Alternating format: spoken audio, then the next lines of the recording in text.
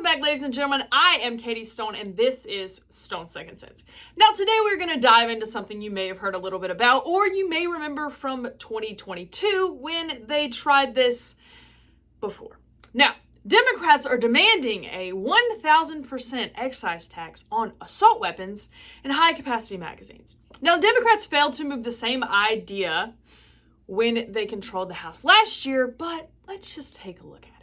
More than 24 House Democrats put forward legislation Friday that would slap assault weapons and high-capacity magazines with a 1,000% excise tax, a change that would raise the price of a $500 firearm to a $5,000 firearm in a bid to reduce access to guns across the country. Now, let's just pause right there.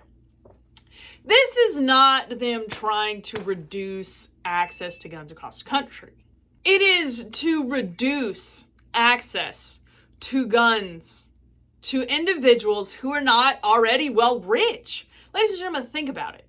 If originally something that costs $500 for lower income or, just most of the American people, the middle class, even upper middle class, you're taking a $500 product and taking it to $5,000. Let's think about that. As an American individual, personally, some individuals I know, I used to work in customer service at a company that sells firearms, and there would be individuals that would call in and be like, hey, I really want to buy this firearm. It would be, say, $1,000. And be like, but I want to know what's going to be including tax, or can you give me a rough estimate? That way I know how many paychecks I have to save up to buy this product. And these are just American people. I mean, this happened all the time. So you're telling me that those same American people that would work really, really hard and save their money to buy a $1,000 firearm now are going to have to wait 4 or 5 years to be able to afford that same firearm? No.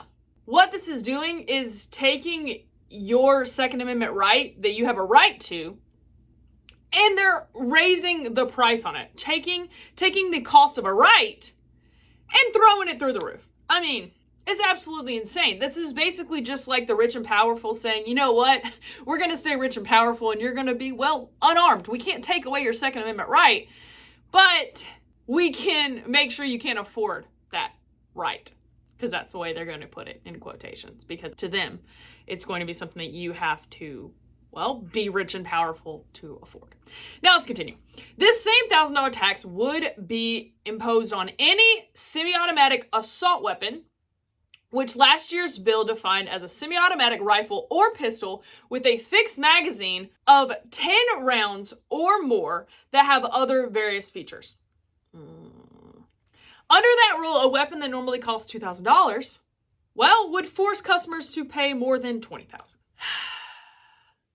This is a change that they argued last year would help curb the epidemic of gun violence. Well, ladies and gentlemen, the gun violence you're referring to happens because criminals don't obey the law. If they're going to continue to illegally get firearms, they're not going to pay your 1,000% tax. They're not paying tax on it as it is. They're getting it through backwoods channels or the cartel or something like.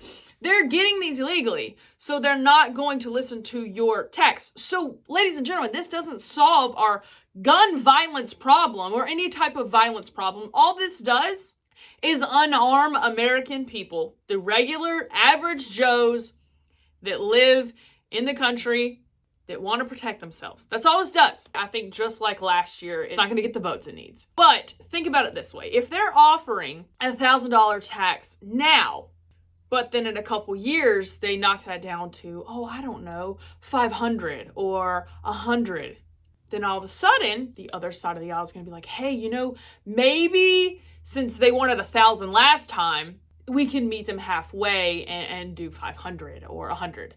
No, ladies and gentlemen, that's still going to take away the working class, the middle class, the upper middle classes right to keep and bear arms. At least that, or they're gonna have to save up their whole life just to buy a firearm. I mean, this is absolutely ridiculous. Now, do I think it'll pass? Like I said, no, I don't think it will right now. But that doesn't stop from this being a little outrageous to later on, if they offer something less, being like, oh, well, that's not so bad. But it is bad. Anyways, what do you think their goal is on this 1000% tax? Let me know your thoughts down in the comments. Hit that like and subscribe button, please. Have a great day.